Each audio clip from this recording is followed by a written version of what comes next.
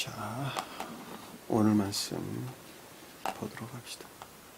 출애굽 22장 18절에서 24절까지 영은장입니다.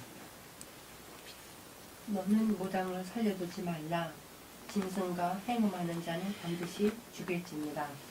여호와 외에 다른 신에게 제사를 드리는 자는 멸할지니라. 너는 이방 나그네를 압제하지 말며 그들을 학대하지 말라. 너희도 애굽 땅에서 나그네였으니라. 너는 과부나 고아를 해롭게 하지 말라. 내가 만일 그들을 해롭게 하므로 그들이 내게 부르짖으면 내가 반드시 그 부르짖음을 들으리라. 나의 노가 맹렬함으로 내가 칼로 너희를 죽이리니 너희의 아내는 과부가 되고 너희 자녀는 고아가 되리라. 아멘. 자, 오늘 말씀들은 무당, 짐승과 행음하는 자, 또 나그네, 또 과부, 고아를 학대하지 말고 압제하지 말라, 이런 내용들로 소술되어서 나오네요. 이와 같은 것들은 다 자연적인 이것들을 가리키는 것이 아니라 영적인 뜻에서 이것들에 관한 내용들이죠. 큰 줄거리에서 보면 우리가 탐욕 가운데 살아서는 안 된다는 말의 뜻이고, 또 하나는 가르침에 속한 그 어떤 애정 가운데 있는 자들을 거짓들이나 악들을 주입시켜가지고 그들을 학대하거나 압제해서는 안 된다라고 하는 큰 틀에서 가르침들입니다. 교회에 속한 진리들이 더럽혀지고 모독되는 것은 무지로부터는 이화될 수는 있어요. 무지로부터 이화될 수 있어요. 그러나 그것들이 더럽혀지고 모독되는 것은 모두가 다 어디서 비롯돼요? 어디서 비롯되죠? 세속적이고 육적인 탐욕에서 다 비롯되는 것들이죠. 세속적이고 육적인 탐욕으로부터 진리들을 취하게 되면 그 진리들이 자기 자신을 우러르지 않으면 안 되게 돼 있죠. 왜냐하면 그런 자들이 성경 말씀을 취할 때는 진리들이 더럽혀질 수밖에 없다고 하는 것은 명확합니다. 왜냐하면 진리들은 정반대의 그 어떤 가르침들 안에 있는데, 예를 들면 너 탐욕에 속한 것들을 버려라. 세속주의고 육적인 욕망들을 버려라. 재물욕이나 명예욕이나 권력욕들이나 남을 시기하고 질투하고 미워하는 이런 마음들을 버려라. 그렇게 가르치는데 그 마음에서 그 마음이 목적이 돼가지고 진리들을 취한다 한다면 전혀 반대의 것들 안에서 이야기를 할 수밖에, 말을 할 수밖에 없게 돼 있겠죠. 그러니까 성경 말씀이 다 더럽혀지고 그리고 선들이 모독된다라고 하는 것을 우리가 잘 볼 수가 있단 말입니다. 그러니까 요즘의 보편적인 기독교회가 그와 같은 영역에 지금 머물러 있는 것들이죠. 자, 성경 말씀으로부터 그들은 세속적인 육적인 것들을 채우고자 하는 그런 욕망에서 취한단 말입니다. 그것도 특별히 선별해서 취하는 것이죠. 비유에 맞는 단어들만, 낱말들만 선별해서 취합니다. 바울이 오직 믿음으로 구원을 얻는다 그랬더니 그들의 비유에 아주 잘 맞죠. 그들의 성질에 아주 호의적으로 아주 잘 맞습니다. 야, 나 아무것도 행하지 않아도 주님의 공로로 구원을 얻는구나. 단순하게만 믿으면. 한술 더 떠가지고 내 죄를 위해서 십자가에 못 박혀준 것을 믿으면 네 죄가 다 사해져가지고 의롭게 된단다. 의롭다 함을 입는단다. 의롭게 되는 것이 아니라. 말도 참 희한해요. 의로워진 것도 아니고 의롭다 함을 입는단다. 그 말이 무슨 뜻이야? 그 말이 내가 의로워진 것은 아니라는 것이죠. 그냥 의롭다 함으로 구원을 한단다. 그런 듣기 아주 솔깃한 말들로 현혹을 해가지고 사람들과 짝한단 말입니다. 그리고 가르침에 속한 모든 것들을 어디에서 취하죠? 네가 그렇게 해서 믿으면 이 세상에서 육체의 복도, 건강의 복도, 재물의 복도, 권력의 복도, 명예의 복도, 이 모든 것들을 다 채워준단다, 하나님께서. 그것이 곧 그들이 말하는 축복이라는 말입니다. 이와 같은 것들에서 성경 말씀이 다 더럽혀지고 궁극적으로 진리들을 아는 지식들이 다 소멸되어 버렸죠. 그렇죠? 소멸되어 버렸단 말입니다. 근데 놀랍게도 그 탐욕으로부터 취한 것들은 이웃을 섬기는 것이 아니라 이웃들에게 폭행을 가하는 것들이죠. 전부 다. 이웃들에게 폭행을 가하는 것들이에요. 왜냐하면 내가 권력을 잡으려면 상대 쪽이 나보다 셀 때 그를 짓눌러야 돼요. 요즘 대통령 나오고자 하는 사람들 보면 자기가 다 제일 똑똑하고 잘났잖아요. 내가 대통령이 돼야 될 이유들에 설명을 하는데 너는 나보다 못하니까 내가 대통령 돼야 돼. 이런 식이란 말이에요. 전부 다. 겸손한 사람은 아무도 찾아볼 수가 없어요. 아무도 찾아볼 수가 없어요. 그들 스스로는 나라를 위한다고 말을 하지만 그 본성에서는 전부 다 자기 자신을 위한다고 하는 것을 잘 볼 수 있어요. 요즘 우리나라 대통령도 마찬가지죠. 그렇죠? 옛날에 그 영웅들은 나라를 위해서 자기 한 몸 바치는 것을 아끼지 않았죠. 그렇죠? 그런데 최고의 지도자라고 하는 사람은 있는 사실도 잠깐이면 하루만 다 드러날 것들을 그냥 거짓말을 그냥 입에다 달고 없는 말을 그냥 지어서 만들어내고 이미 다 드러난 것들을 다 아니라고 그러고 그리고 편가르기를 그 권력욕에서 편가르기를 그냥 예사로 여기고 온 국민들이 그거한테 반쪽 나가지고 분열이 일어나고 나라 꼴이 이렇게 되는 것 아닙니까? 나는 그것이 사실이든 사실이 아니든 자기가 잘못을 했든 잘못을 하지 않았든 자기 말이 옳든 그러든 그것을 떠나서 나는 그 이전에 먼저 그 이전에 이러한 여러 가지 사회 혼란을 일으킨 장본인으로서 나는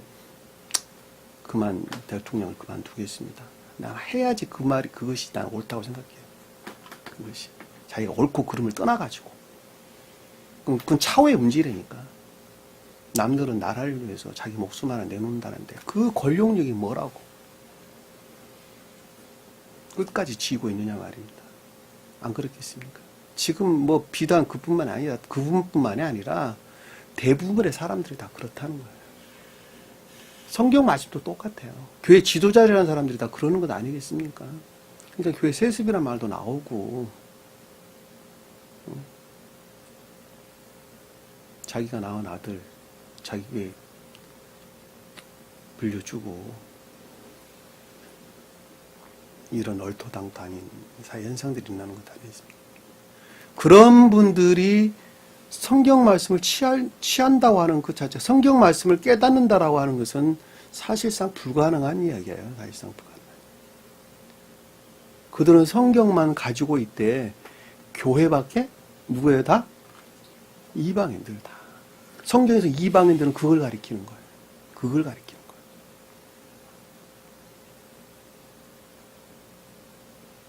우리 지금 성경 구약 신약이 언급되고 신약은 사복음서하고 그리고 계시록이 성경 말씀에 나머지는 성경 말씀 아니에요. 구약과 신약 중에서도 구약 중에서도 저기 성경 말씀 아닌 것들 많이 있죠. 가장 저기 에스라서 같은 것, 그다음에 역대상하 같은 것, 그죠? 또 뭐가 있어요? 또 잠언서 같은 것, 이런 건 성경 말씀 아니에요. 다.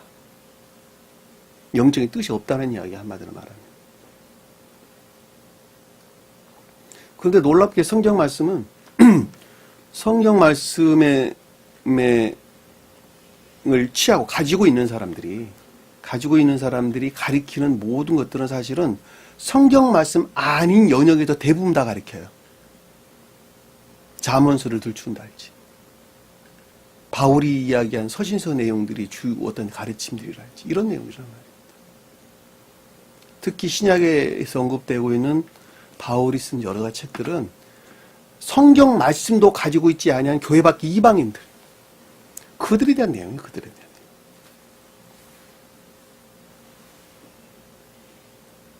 성경 말씀을 믿어야 된단다. 예수 그리스도가 이 성경 말씀으로 오셨단다. 성경 말씀을 믿어야 된단다. 그 믿음이라고 너희가 거듭나지 않으면 구원받을 수 없단다. 그게 핵심적인 내용이에요. 그런데도 그 어떤 말씀들을 다 취해서 자기 탐욕을 누르는 목적으로 쓰고 있다, 사용하고 있다라고 하는 것은 요즘 보편적인 기독교에서 늘 있는 것들이죠. 제가 신학교를 가서 보니까 교리들을 배우고 뭐를 배우고 이러는 것이 아니라 어떻게 하면 교회가 부흥할 것인가, 모든 초점이 거기에 맞춰져 있어요. 거기에. 네? 거기에. 교회를 부흥시킬 목적, 어떻게 하면 은혜롭게 내가 설교를 할 수 있을 것인가, 은혜롭게 찬양을 할 수 있을 것인가, 어떻게 하면 와서 성도들이 그 말에 감동을 받을 것인가, 그거에 초점이 맞춰져 있어요. 그거에. 나는 그것을 발견했어요. 그리고 배우는 신학생들도 그것에만 관심이 있어요. 그것에만. 아, 어느 교회가 굉장히 요즘 부흥하고 예배가 은혜롭단다. 거기 한번 우리 단체로 가보자. 난 한 번도 따라가 본 적이 없는데 그냥 늘 있는 일들이에요. 말씀을 깊게 보려 하질 않아요. 말씀. 깊게 연구하려 하질 않는단 말입니다. 남이 기록해 놓은 솔깃한 내용들을 다 끄집어다가 마치 자기 것이냥 가리키고 그런단 말입니다. 교회가 그래도 망했죠. 교회가. 그들은 다 이방인들이에요. 이방인들. 교회 밖에 속한 자들. 진리 밖에 있는 자들이에요. 그러면서 성경을 가지고 있어서 진리 밖에 있다고 우리 이야기하는 거예요. 사실은. 그럼에도 불구하고 이방인이나 아니라 교회에 속한 자라 안단다면 진리 안에 머물러 있는 여러분들을 두고 교회에 속한 자다 그러는 거예요. 그 교회에 속한 자들 중에는 둘로 나눠볼 수 있다 그랬죠. 그렇죠? 진리 안에 있는 자들 중에 둘로 나눠볼 수 있다 그랬어요. 어떻게 나눈다 그랬죠? 네? 양과 염소로 나눠지는 거예요. 이해되시죠? 개신교 속한 자들 이야기하는 거 아니에요. 그러니까 그들은 왜냐하면 이미 진리 밖에 있는 자들이기 때문에 이야기할 어떤 이유가 없어요. 주님께서도. 그들은 성경 말씀만 가지고 있었지 세상 사람들이랑 똑같은 사람들이란 말이에요. 부처가 가리키는 말이나 공자가 가리키는 말이나 똑같은 말을 가지고 지금 그들은 가리키고 있단 말이에요. 그들 스스로 하나님 말씀이라고 여기면서, 그리고 그들은 단순하게 성경책이라는 것을 가지고 그렇게 읊어대고 있단 말입니다. 예배 시간 전에 잠깐 영은 자매님이 이야기했던 것처럼 무슨 교황이 이런저런 말을 해서 뭐 큰 화제가 됐다. 교회에 속한 자라 할지라도, 성경 말씀을 가지고 있는 하나님 믿는 자라 할지라도 그가 만약에 선을 행하지 아니한다면 교회 밖에 있는 자들이 선하게 사는 사람들이 오히려 하나님이 더 사랑하고 그들을 구원해 줄 것이다. 핵심적인 내용은 그 내용이죠. 그분이 말하는 선과 우리가 말하는 선은 어떻게 다르죠? 네? 완전히 다른 말이에요. 그분은 자연적인 선을 말하는 거고 우리가 말하는 영적인 선을 가리키는 말이듯이 완전히 의미가 다른 말이에요. 그러니까 우리가 믿음 안에 있다라고 하는 말씀은 개신교에 속한 자들이 말하는 그런 믿음, 그러니까 보편적인 기독교에서 말하는 믿음을 가리키는 말이 아니라 진리에 대한 믿음, 진리에 대한 믿음. 제가 여러분들에게 하늘의 말을 말한다고 말할 때 그 말을 여러분들이 믿느냐 믿지 않느냐 하는 건 차원을 떠나가지고 그 말을 하나님 말처럼 믿는다니까.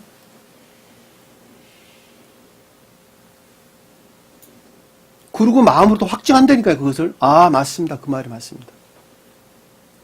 나머지 것들은 전부 다 거짓입니다.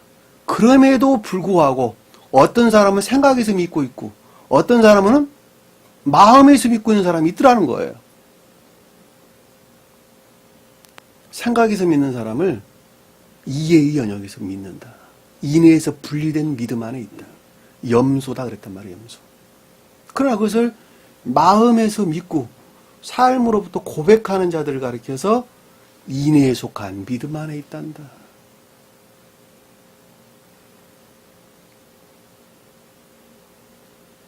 구분되시죠? 그러니까 성경 말씀이라고 하는 가르침들은 전부 다 교회에 속한 자들에 대한 가르침인 것을 우리가 잘 볼 수가 있단 말입니다. 그러니까 새로운 교회, 주님께서 재건하실 이 교회에 속한 믿음 안에 있는 자들에 대한 가르침인 것을 우리가 잘 볼 수 있단 말입니다. 그들을 가르쳐서 교회 밖에 이방인들이다 그러는 거예요, 다. 진리 안에 있다, 진리 밖에 있다 그러는 거예요.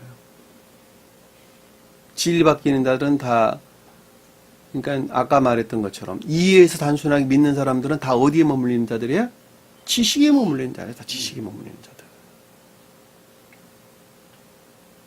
지식으로는 구원받을 수 없잖아요. 너무 당연한 이야기죠. 내가 알고 있는 지식으로 어떻게 구원을 받을 수 있단 말입니까? 있을 수 없는 얘기죠. 그러니까 여러분들이 명심해야 될 것은 하나를 알면 반드시 하나를 행해야 한다는 거예요. 10개 알아서는 하나를 행해야 된다는 거예요. 100개를 알아도 아무 소용없다는 거예요. 그 중에 하나를 행하는 것이 곧 선이다라고 하는 것입니다. 행하는 그것을 선이라고 부르는 거예요.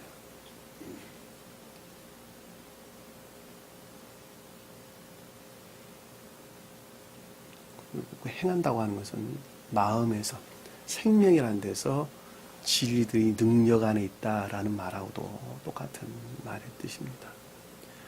간직된 것을 반드시 손과 발이 움직여지는 삶 가운데서 우리가 살아야 된다고 하는 것입니다. 여러분들이 스스로 거듭났다, 중생했다. 이제는 말할 수 있을 지경 상태까지 이르렀다 한다면 여러분이 구원받기 이전에 이집트에 속박되어 있는 지금 주위에 있는 많은 사람들, 그들에게 진리를 전해야 될 의무를 당연히 가지고 있죠. 그렇죠? 왜냐하면 여러분들이 주의 종들이니까, 파수꾼들이니까, 천사들이니까. 나 혼자 구원받는 걸로 끝내서는 안 되는 말이에요. 주님께서는 자기 목숨 내놓고 지상에 오셔가지고 우리 인륜을 구원하셨죠. 그렇죠? 하물며 우리가 주님의 어떤 성품에 으로 말미암는 생명을 간직하고 있는 사람이라 한다면 주님이 하시는 일을 동일하게 하는 자가 주님께서 생명을 간직하고 있는 것이죠. 너무 당연한 이야기죠. 그리고 동일한 어떤 성질들을 삶 가운데 드러내는 건 너무 당연한 것이죠. 주님께서 30세에 공생애를 시작했다라는 말의 뜻은 30세에 인성이 신성과 합일되셨다. 영화되셨다. 사람으로 보면 뭐예요? 중생했다. 표징적으로 중생했다. 인성 안에서 우리가 동일한 지옥적인 속성을 가지고 태어난 인성 안에서 주님께서 홀로 영화되셔가지고 신령 인간과 신정 주님 자신으로부터 신령 인간과 천기와 결합을 했단 말입니다. 영화되셨어요. 이 세상에 계셨으나 이미 어디 계셨다는 거예요? 천계에. 그러고 하신 일이 제자 부르는 일을 하셨지요. 너무 구약이나 신약의 내용은 그 내용이 아니겠습니까? 갈릴리 바다에서 제자 부르는 일을 하셨단 말입니다. 베드로, 야고보, 요한. 기억지 안에서 사는 무리예요. 그리고 삶 가운데 소박한 선 안에 있는 자들이 요한이에요. 근데 단순하게 진리를 믿는 자들이에요. 베드로예요. 마음에 선이 간직되어 있어요. 야고보예요. 그 지식들에서 진리에 대한 애정이나 열망이 있어요. 고기를 잡는 자들이에요. 세 사람이 한 사람이에요. 한 사람, 나야, 나. 그들을 들어 올렸다니까. 그리고 12제자 삼았다니까, 12제자. 12명을 제자 삼았다는 말씀이 아니라 복합체의 내 마음을 천계와 결합될 수 있는 복합체의 진리 안에 있게 하셨다. 있게 하셨다. 그리고 그들을 가나안 땅으로 주님께서 인도하셨단 말입니다. 그러면 주님의 생명을 담은 나라 한다면, 주님으로부터 거듭난 자라 한다면 주님의 일을 동일하게 하셔야 되겠죠. 베드로와 야고보와 요한의 성품을 지닌 사람들. 그러면서도 아직 애굽에 속박되어 있는 많은 사람들. 세속주의가 육적인 탐욕 안에 머물러 있는 자들. 그럼에도 불구하고 소박한 선 안에 있는 사람들이 기억지 지식들로부터 단순하게 진리에 대한 애정 가운데 있다 한다면 그들을 주님의 제자 삼는데 내가 게을리해서는 안 된다라고 하는 것입니다. 여러분들이 건강해야 될 이유도, 이 일을 해야 될 이유도, 내가 푹 잠도 자고 열심히 일도 하고 세상에서 살아야 될 이 모든 것들이 다 그 목적을 위해서 여러분들이 내 한 몸 주님께 드리는 것입니다. 그자가 가장 궁극적 영역에서 하나님을 뭐예요? 사랑하는 자. 그자가 하나님을 사랑한 자라는 뜻이에요. 이웃을 사랑한다라는 말은 등치가 훨씬 낮아요. 내가 선하게 사는 거예요. 선하게 사는 거. 내가 선하게 안 살면 너나 선하게 살아. 나는 이대로 살다 죽을 거니까. 그럴 것 아닙니까? 먼저는 우리가 낮은 등차에서 그보다 먼저 아버지로서, 아내로서, 자식으로서, 또 직장 오너로서, 종업원으로서, 한 나라의 백성으로서 내 할 본분을 다 할 때 저분은 참 정직한 사람입니다. 누가 가르쳐서 이렇게 정직할까? 의문을 갖겠죠. 나는 이런 이런 사람이라고 소개를 한다면 그분이 만약에 선한 사람이란다면 충분히 가능성이 있으리라고 봅니다. 주님께서 간섭하시고 섭리하시라고 저는 확신합니다. 여러분들이 남은 여생 동안 반드시 그와 같이 생명을 다해서 하나님을 사랑하는 자, 이웃사랑의 궤도를 훨씬 뛰어넘어서 하나님을 사랑해야 한다는 것입니다. 그 이웃사랑이라고 하는 것이 밑에서 받쳐주지 아니하고서는, 바탕이 되지 아니하고서는 그 위에 하나님을 사랑할 수 없겠죠. 그렇죠? 그것이 등차예요. 한 사람이 성장해가는, 영적으로 성장해가는 등차란 말입니다. 마음속에 깊이 각일하셨으면 좋겠습니다. 전 시간에 우리가 공부했던 걸 잠시 살펴보면, 사람이 이웃에게 빌려온 것이다. 자, 사람은 교회 속한 진리 아닌 자라고 설명드렸죠. 빌려왔다라는, 이웃에게 빌려왔다라는 말은 다른 군원에서 유입됐다는 말이죠. 그렇죠? 다른 군원에서 유입됐다. 또는 겉사람이죠. 그렇죠? 겉사람이라는 영역이 안에 있는 그 어떤 것들에서 가르침도 있을 수가 있고 기타 같은 여러 방법으로 유입이 됐다. 근데 그 임자가 함께하지 않으면, 그 가운데 선이 없다면, 선이 없다는 말은 의지의 안에 있지 않다면 이 뜻이, 이렇게 여러분들이 대응으로 이해하셔도 아무 상관없는 거예요. 그것이 겉사람이라고 하는 의지 안에 있지 않다면 그런 뜻이에요. 겉사람에 속한 의지는 뭐죠? 고유 본성. 남에서부터 가지고 나왔던 고유 본성 안에 있는, 사실은 선이 아니라 다 악들이에요. 그러니까 선 안에 있지 않았다면 악이라는 거예요. 반대로 말하면. 선 안에 있지 않았다면. 자, 상하거나 죽으면 교회에 속한 진리들이, 선과 진리들이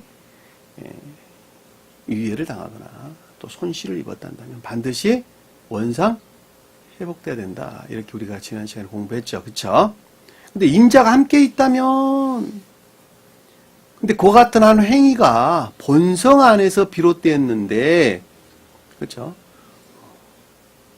근데 함께 있다라는 말이 진리를 가리킨다 그랬죠. 백성. 그들이 진리 안에 있다면, 그쵸? 진리 안에 있다면. 자, 그것으로부터 진리들이 유해를 당하고 상했다 한다면, 배상하지 않아도 된다 그랬죠. 원상 회복될 수가 없다 그랬죠. 왜 그런다 그랬죠? 고용이라 그랬죠. 그쵸? 아래 설명드릴게요. 자기 이익을 목적으로 해서 진리 안에 나와 있는 자들이다. 이 뜻이었죠. 그쵸? 진리를 믿는 자들이죠. 제가 예배 시간 전에 여러분들에게 꾸준히 설명했던 가장 낮은 등차에서 그들은 목적에서 성경 말씀을 취하는 자들에 대해서 제가 설명을 드렸죠. 그러니까 거기에 상관은 싹을 받을 것이다. 설명을 드렸습니다. 고용이다, 품꾼이다. 사키르.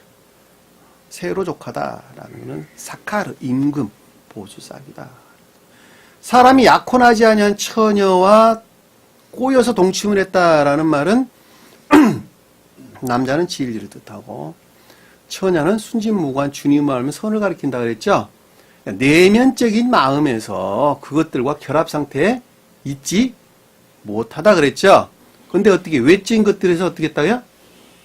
결합이 이루어졌다. 그러니까는 외적인 것들의 측면에서 결합이 이루어졌다는 말은 겉사람에 속한 어떤 속성들의 목적에서 결합이 이루어졌다 이 말이죠. 그렇죠? 아까 설명드렸던 재물욕이나 무슨 명예욕이나 기타 등등 여러 가지 목적들이 비롯되어 가지고 그 목적들이 비롯되어서 먼저 결합이 이루어졌다는 거예요. 그렇죠? 먼저 결합이 이루어졌다면 어떻게 한다 그랬어요? 납폐금을 주고 안으로 삼아라 그랬죠. 그렇죠? 반드시 내면적인 진리들에서 하나로 결합될 수 있는 성질을, 그렇죠? 상응하는 어떤 증표들이 반드시 있어야 된다 그랬죠. 그렇죠? 왜 아내로 삼는다는 말은 교회를 가리키는 것이기 때문에 교회라고 하는 선으로부터 교회라고 그랬죠. 그렇죠? 그러니까 진리들과 선들이 하나로 결합될 수 있는 뭐가 있어야 된다는 거예요? 증표들이, 진리에 속한 증표들이 반드시 있어야 된다. 이 납폐금은 마하르, 값을 치르다 이런 뜻이에요. 값을 치르다. 그런데 그 다음에는 뭐라 그랬죠? 아버지가 거절한다면 그 말 뭐라 그랬어요? 값을 치르려고 그랬는데 아버지가 거절한다. 아버지는 딸이 처녀가 비롯된 근본이죠. 그렇죠? 본질이죠. 그러니까 밑에 교회에 속한 순진무구한 선인이 비롯된 본질에서 하나로 결합될 수 없는 성질의 상태에 있는 것이다. 이 뜻이죠. 그렇죠? 그냥 여러분들 좀 풀으시면 돼요. 그냥 별로 어려운 말 아니에요. 거절하면 그러니까 내면적인 것들에서 하나로 결합될 수 없는 상태에 있다면 선이라는 측면에서 어떻게 한다 그랬어요? 처녀에게 납폐금이 주어야 한다. 납폐금이란 말은 결혼, 지참금, 아내를 데려올 수 있는, 처녀를 아내로 데려올 수 있는 충분한 진리 안에 나가야 되겠죠. 그렇죠? 너무 당연한 이야기죠. 이런 것들에서 세상적인 그 어떤 조련에 관한 풍습들이 생겨났죠. 그렇죠? 풍습들이 생겨난 것은 명확합니다.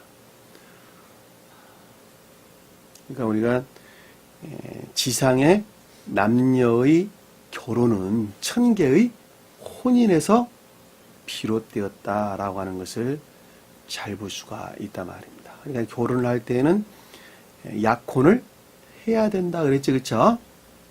약혼하기 이전에 어떤 남녀 간의 관계를 가져서는 결코 안 된다라고 하는 것도 너무도 명확합니다. 그리고 약혼을 하고 난 다음에 반드시 결혼을 해야 되겠죠. 그것들은 내면적으로나 외면적인 어떤 즐거움과 기쁨이라고 하는 열매들을 드러내겠죠. 그러니까 파생된 진리들이죠. 파생된 진리들이기 때문에 신랑 집에서 잔치를 해야 하고 신부 집에서도 잔치를 해야 하는 것이 너무 당연한 것이죠. 너무 당연한 것입니다. 왜냐하면 그것이 내 주위에 파생되지 않은 모든 것들 안에서 기쁨과 즐거움과 기쁨들을 뜻하는 것이기 때문에 그렇단 말입니다. 그리고 예물들은 반드시 뭐로 해야 된다고요? 금, 은, 그리고 놋. 금은 천적인 선을, 은은 영적인 선을, 놋은 황금, 동은 자연적인 선을 뜻한다라고 하는 것입니다. 자, 손가락이나 목에 끼는 것은 반드시 순금을 해야 되겠죠. 그렇죠? 순금하고 24K하고 달라요, 같아요? 다르죠? 자, 순금을 해야 됩니다. 순금으로. 순금으로 해야 하고,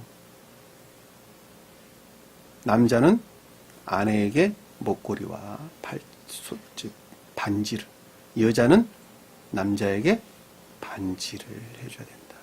그것이 이 세상에서 우리가 행해야 될 그런 것들입니다. 그리고 결혼의 주례는 누가 서야 된다고요? 제사장이. 하나님이 세운 종이 반드시 서야 됩니다. 보편적인 기독교의 무슨 신부들이나 목사 이런 사람 가리키는 것도 아니에요.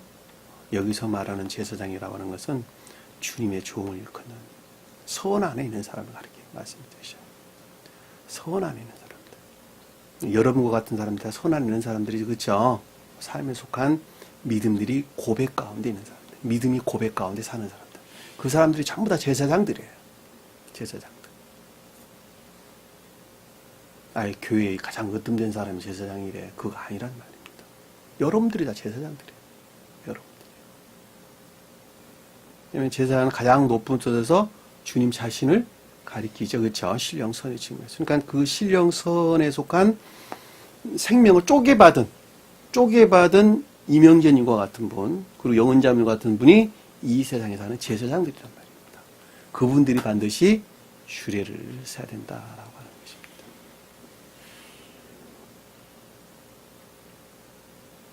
자, 이 시간에 보면 18절입니다. 너는 무당을 살려둘지 말라 그랬죠.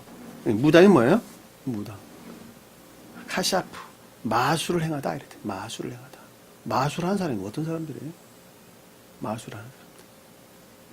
겉으로 보기에는 정말로 진짜같이 보이죠. 그렇죠? 무슨 손수건 가지고 무슨 비둘기도 만들어버리고 저거 어떻게 하나 싶을 정도로 정말 신비한 사람들입니다. 그러니까 성경 말씀으로 진짜같이 만들었다는 것이죠. 그렇죠? 예? 거짓을 어떻게 했다는 거예요? 진짜같이 둔갑시켰다는 것이 한마디로 말하면 그런 뜻이죠. 거짓된 것을 진짜같이 둔갑시켰어요. 그런데 누가 그렇게 했다는 거예요? 주님이 그랬다는 거예요? 자기가 했다는 거예요? 자기가. 그러니까 자기 지식이나 자기 총명으로부터 풀면 그런 뜻이죠. 자기가 했다니까. 자기 지식이나 자기 총명으로부터. 마치 천개의 질서에 일치한 것 같이 진리인 것처럼 어떻게 했다고요? 드러내 나타내 보이는 거짓들을 가리킨다라고 하는 것을 잘 볼 수 있어요. 성경에서 점쟁이, 복술이니 무당이나 다 같은 의미로 여러분들이 이해하시면 돼요. 그러니까 주님으로 말미암는 어떤 지혜나 총명으로 말미암지 아니하고 자기 스스로에서 비롯된 어떤 지식은 어디서 터득되죠? 감관에서 터득된 지식들. 세상적인 지식들이 그렇죠. 맹자가 가르치는 것으로부터, 소크라테스가 가르치는 것으로부터, 부처가 가르치는 것으로부터 자기가 진리라고 여긴단 말이에요. 그것들에서 취해가지고 마치 천계에 속한 진리인 것처럼 둔갑시켜가지고 드러내는 술책들, 그들을 가르쳐서 무당 그러는 거예요. 무당. 한번 찾아봅시다. 미가서 5장 한번 보세요. 미가서 5장. 미가서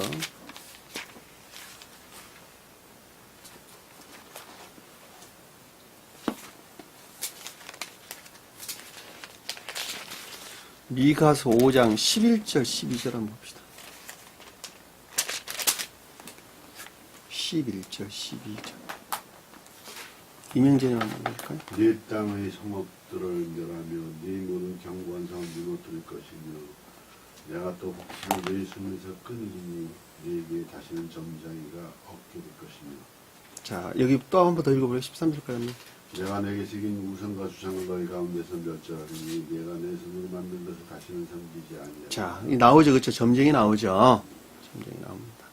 점쟁이가 여기서 지금 설명하고 있는 다 무당들 가리키는 말씀을 뜻이죠. 여기서 성읍을 멸한다라는 것은 교리들을 가리키는 거예요. 교리들.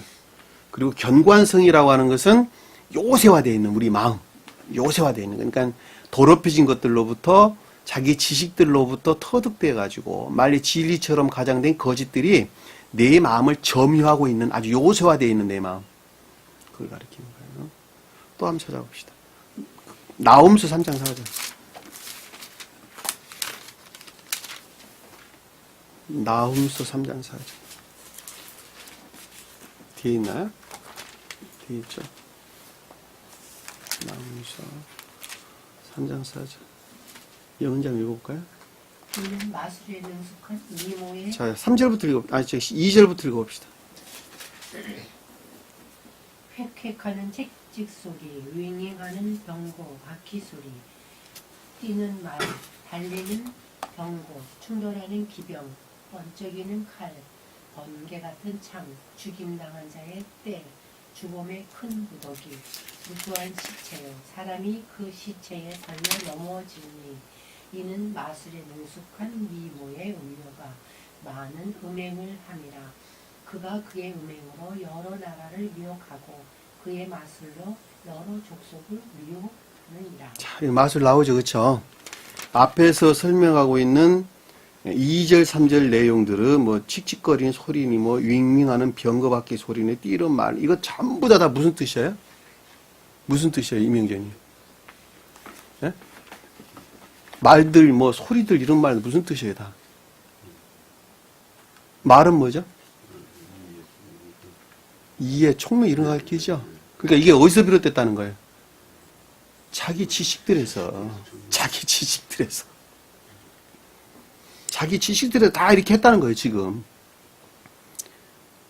그리고 무수한 시체나 사람이 그 시체 다 넘어졌다 이랬죠, 그쵸? 영벌의 상태라는 거죠, 영벌의 상태. 그럼 마술에 능숙한 미모의 음녀가 많은 음행을 행함이라 그랬죠, 그쵸? 그 음녀가 뭐죠? 음행, 음녀. 창녀.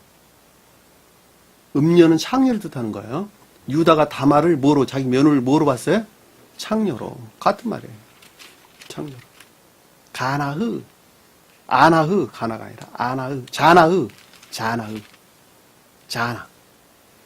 음행하다. 더럽혔다. 더럽혔다. 뭘로 더럽혔다는 거예요? 마술로. 마술로. 그 마술이란 말이 앞에 설명돼서 나오는 책찍거리는 소리, 무슨 뛰는 말, 달리는 병, 이런 것들 말이야. 자기 총명에서 비롯된 어떤 교리적인 것들, 지식들, 이화된 것들, 추론들, 다 이런 것들을 가리키는 말의 뜻이라는 걸 우리가 쉽게 이해해 볼 수 있단 말입니다. 말라기서 한번 볼까요? 말라기서. 뒤로 넘겨가지고. 말라기서 3장 5절 한번 봅시다.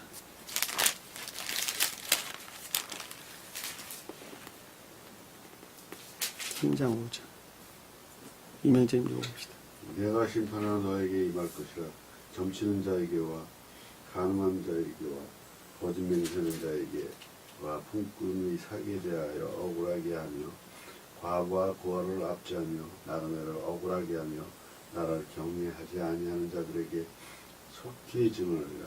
만군의 여호와가 말하였느니라. 자, 이건 점치는 자 나오죠, 그쵸? 자, 가늠한 자 나오죠, 그쵸?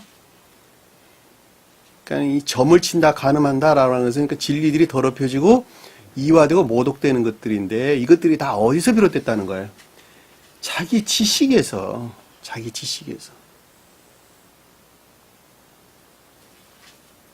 세상적으로 터득된 학문들이죠, 전부 다. 세상에서 배운 학문들이란 말이에요. 그러니까 나 같은 사람이 성경 말씀을 본다니까, 그래서. 수십 년 동안 신학한 사람들이 볼 수 없다니까. 왜냐면 지식으로 그들은 보기 때문에 그런 성경 말씀을 이해할 수 없는 거예요. 그래서 자기 지식들에서 성경 말씀을 다 추론해내고 상하내고 만들어냅니다. 그러고도 마치 그것이 진리인 것처럼 가장해서 드러내기 때문에 그런 결과들이 드러난다는 것입니다. 그러니까 너희 마음에 교회에 속한 자라 한다면, 그쵸? 저와 여러분들은, 너는, 저와 여러분들은 그 무당을 어떻게 한다고요?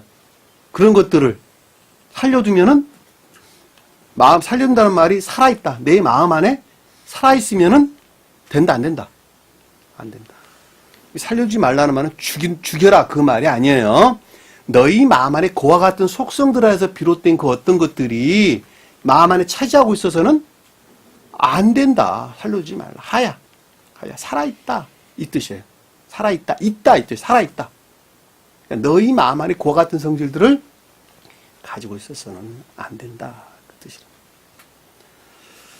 19절에 보니까 짐승과 행음하는 자는 반드시 죽을지니라. 짐승이 뭐죠? 짐승이? 예? 선한 뜻에서 짐승은 뭐예요? 선한 뜻에서. 좋은 뜻에서. 감관적이고 관능적인 영역 안에 머물러 있는 주님으로 말미암는 선이죠. 선. 가장 외적으로. 외적인 것들 안에 있는 의지 안에 있는 선을 가리키는 거예요. 근데 뒤에서 보니까는 반드시 죽이라 그랬죠. 그러니까 반대의 뜻에서 지금 우리가 설명하고 있던 단어를 잘 볼 수 있겠죠. 그렇죠? 그러니까 주님으로 말미암는 궁극적인 영역에 담겨져 있는 생명이 아니라 뭐예요? 고유? 속성에 속한 생명을 가리킨다라고 하는 것을 잘 볼 수 있겠죠. 그렇죠? 고유 속성한 생명이 뭘까? 네? 탐욕. 세속적 육적인 탐욕, 정욕, 욕망들, 쾌락적인 악들이죠. 전부 다.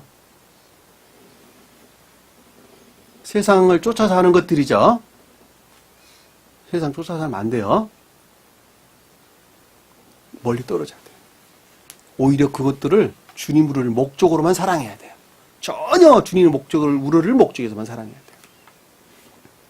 아유, 내 자식이 사업을 하다가 망했어. 내가 심장이 두근거려가지고 며칠간 잠을 못 자고 있어. 그 자는 세상 사람이에요? 하늘의 사람이에요? 유명재님. 세상 사람이죠.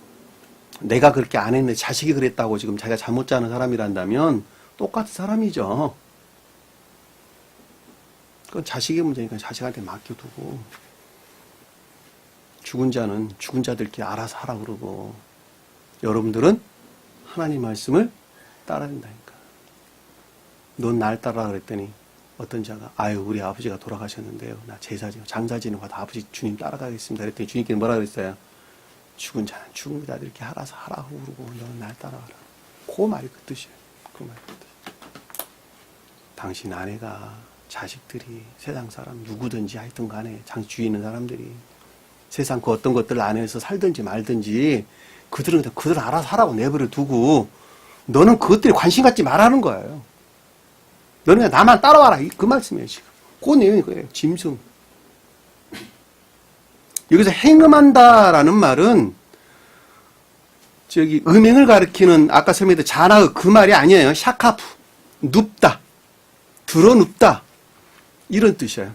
이 말이 무슨 뜻인가 하면 배회하다라는 뜻을 담고 있는 단어예요. 배회하다. 배회하다는 말은 뭐예요? 삶에 속한 것들, 삶에 속한 것들. 예? 무슨 말 이해되시죠? 여기서 행음이란 말은 샤카프. 간음이란 말은 나하프. 그리고 행음이란 말은 자나흐 이랬더니 의미가 다른 단어예요. 한마디로 말하면. 문자적인 뜻에서 보면 짐승과 간음하는 것처럼 지금 교접하는 것처럼 설명하고 있죠. 그 단어가 아니라는 거예요. 그러니까 한마디로 말하면. 그러니까 세상 탐욕에 속한 그 어떤 것들 안에서 삶 가운데 드러내서는 안 된다. 그 뜻이에요.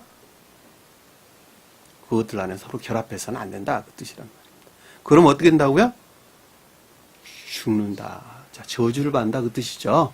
저주를 받을 거다. 영벌을 받을 것이다. 20절 보니까 여호와 외에 다른 신에게 제사를 드리는 자는 멸할지니라. 그랬죠? 이 제사가 뭘까? 제사. 자바흐. 히브리에서 자바흐. 희생제물을 잡다. 짐승을 잡는 행위를 가리켜서 여기서 제사다 이 뜻이에요. 짐승을 잡는다. 그걸 뭘 잡는다는 거예요? 짐승이 뭐라 그랬어요? 그러니까 우리가 그 제단에 바친 짐승들 있죠, 그렇죠? 양들, 염소들, 소 이런 것들 있죠, 그렇죠? 자, 그런 것들이 측면에서 반대되는 악과 거짓들의 정화를 가리키죠, 그렇죠?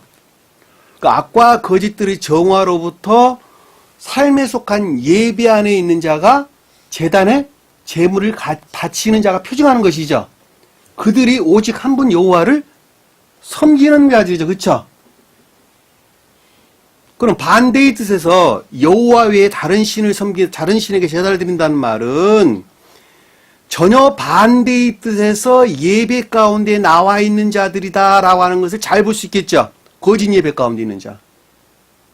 예를 들면 자기 탐욕에 속한 어떤 목적들에서 여기 나와 예배를 드리고 있다 한다면 그 자는 거짓 예배 드리는 자죠.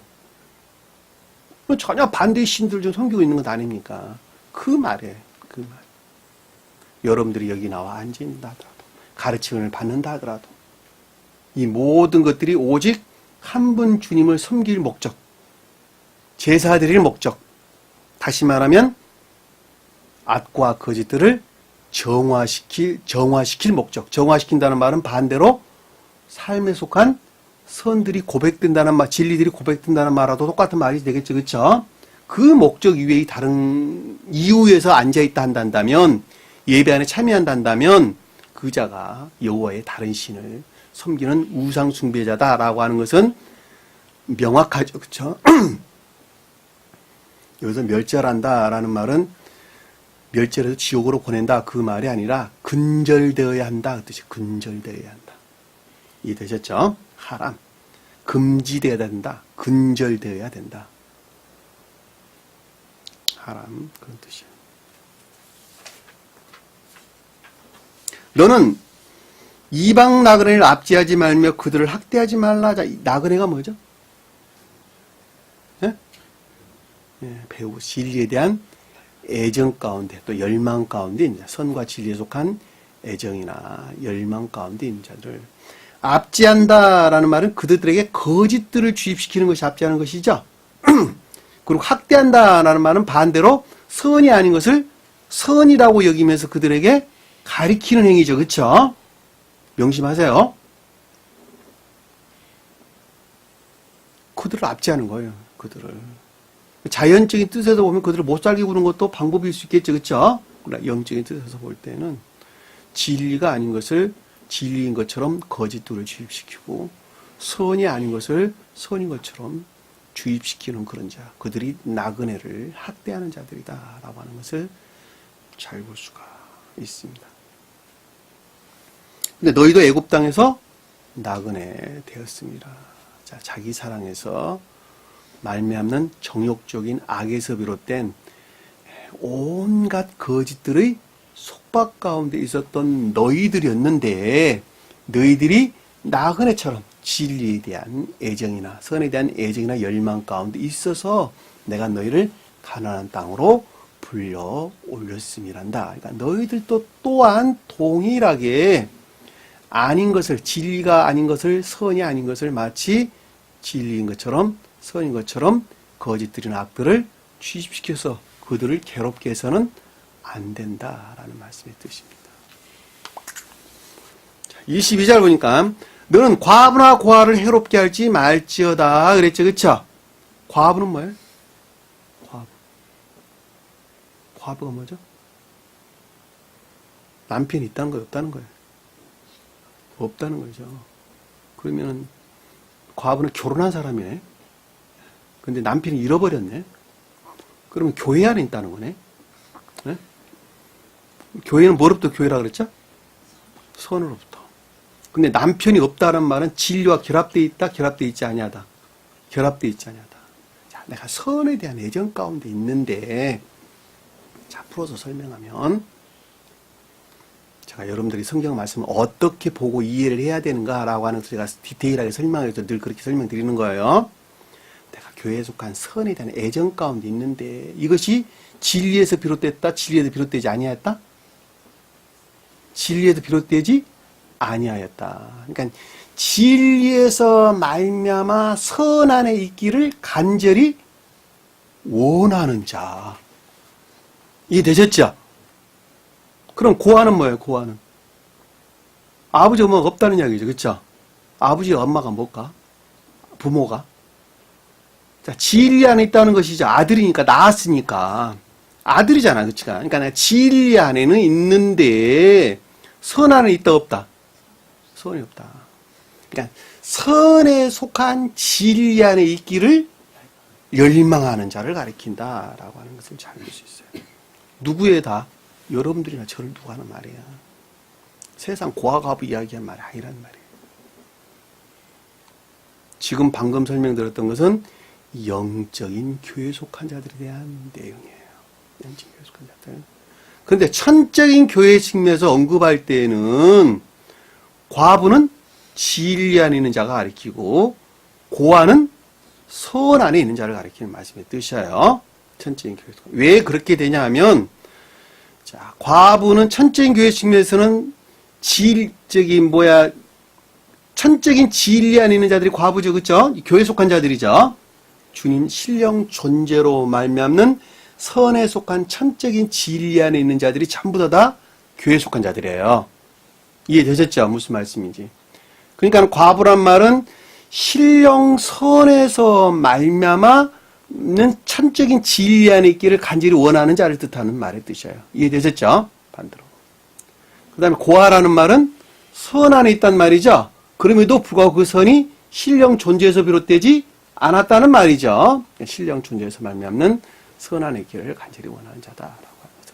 여러분들 천적인 뜻에서는 알지 않아도 돼요. 제가 이 말을 설명드리는 것은 성경 말씀에 언급될 때에 그 주제가 천적인 교회 측면에서 언급되는 경우가 있고 영적인 교회 측면에서 고아 과부들이 언급되는 경우가 있어요.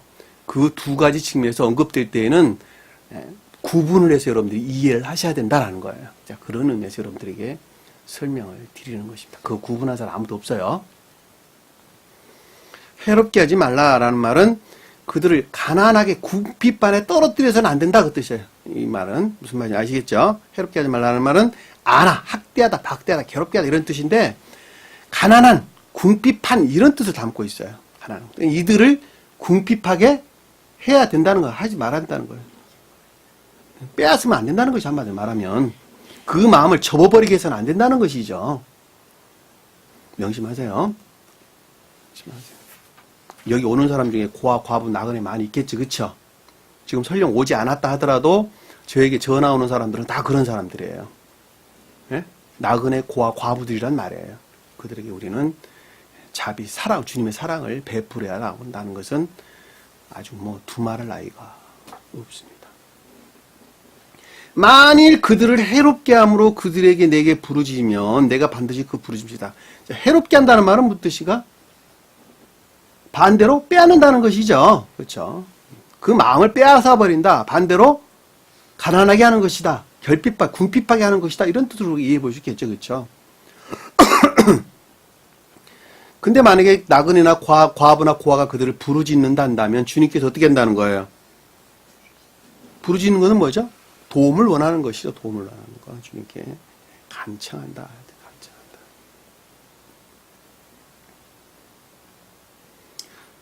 그들이 내게 부르짖으면 도움을 내게 요구한다면 내게 간청한다면 부르짖는다. 소리치다. 부르짖다. 부르다 이런 뜻입니다. 간절히 원한다면 주님으로 말미암아 중재를 요청한다면 이 말로 우리가 이해해 볼 수 있겠죠. 나그네나 고아나 과부가 간절히 부르짖는다면 중재를 요청한다면 주님께서 어떻게 하신다고요? 부르짖음을 어떻게 한다고요? 이명재님 들으시리라. 주님이 듣는다는 말은 무슨 뜻일까? 그들에게 자비를 베푸신다. 그 뜻이죠. 자비를 베푸신다. 부르짖는 그 자리에 주님이 자비를 베푸신다. 여러분들은 다 그 영역에서 나그네 과부 고아된 영역에서 주님이 들으심으로 지금 이 순간에 이 자리에 머물러 있다. 이 생명의 상태에 머물러 있다라고 하는 것은 너무 당연한 내용입니다. 내가 한 거 아무것도 없어요. 여러분 스스로 한 것도 아무것도 없어요. 오직 주님께서 부르시는 것을, 여러분들이 부르시는 것을 들으시는 것으로. 부른다는 말은 밖에서 소리쳐 불었다는 거예요. 무슨 뜻이에요? 소리쳐서 기도했다는 거예요? 이명재님. 그럼 뭐예요? 내 마음에서 주님을 향해서 그와 같이 나아가기를 간절한 열망이나 갈망, 애정 가운데 있는 자들을 일컫는 말씀이 뜻인 거예요. 내면적인 애정들을 가리킨다라고 하는 것이 내면적인 애정들. 늘 말씀을 묵상하면서 자기 자신을 살펴보고 그리고 진리 안에 나아가기를, 진리에 비롯된 가르침 안에 나아가기를 마음속에서 늘 바라는 자들이다라고 하는 것입니다. 나의 노가 맹렬함으로 내 칼로 너희를 죽이리니. 자, 나의 노가 맹렬하다. 주님께서 노했다는 거예요? 이명재님. 아니죠. 반대의 영역에서 너희 마음 안에 내 자비가 임할 수 없는 상태에 있으니. 그 말은 무슨 뜻이가? 온갖 탐욕이나 전형 욕망 가운데 있는 우리 본 모습이죠. 그쵸? 주님은 우리에게 화를 내지 않는단 말이에요. 왜냐하면 자비 그 자체시기 때문에 화를 내시는 게 아니라는 거예요. 반대의 영역에서 너희가 보기에 그렇게 됐다는 거예요. 내가 보기에 너희가 그런 상태에 있다는 거예요. 반대 상태에 있다는 거예요. 너희가 아까운데 빠져 있다는 거예요. 그런 자들은 그것으로부터 과부나 고아나 나그네들을 학대한다면, 결핍안에 끌어내린다면, 궁핍하게 끌어내린다면, 빼앗아버린다. 그런 마음을 빼앗아버린다면 그 뜻이죠. 너희 탐욕이나 욕망들로부터 빼앗아버린다면, 그런 마음을 너희들이 아래로 끌어내려버린다면 어떻게 했다는 거예요? 내가 칼로 너희를 죽이리니. 주님이 죽였다는 거예요? 아니에요. 내가란 단어 없는 단어예요. 칼로 너희를 죽이리니. 거기서 품어져 나오는 진리들을 파기하는 거짓들이 어떻게 된다는 거예요? 하라크, 죽이다, 살해하다. 뭐를 죽인다는 거예요? 천계적인 생명을 파괴해버릴 것이다. 죽여버릴 것이라. 그럼 너희는 어떻게 된다고요? 과부가 너희 안에는 과부가 되고 너희 자녀는 고아가 된다. 자, 진리에서 분리된 상태에 머문다는 것이죠. 그리고 선에서 분리된 상태에 머무른다는 것이죠. 그렇죠? 불쌍한 상태에 빠진다라고 하는 소리가 잘 볼 수가 있습니다. 오늘 주신 말씀 더 이상 설명 필요 없겠죠. 그렇죠?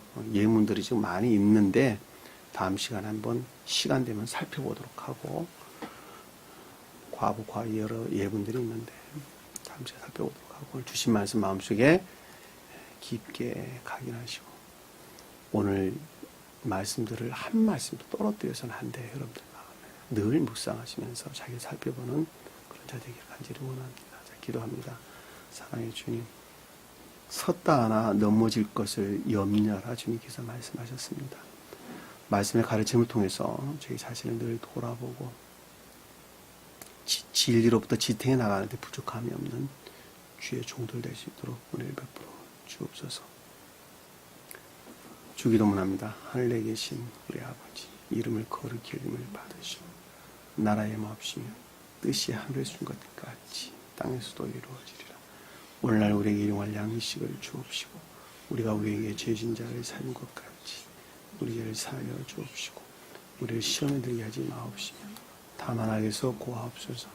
나라와 권세와 영광이 아버지께 영원히 싸움나이다. 아멘.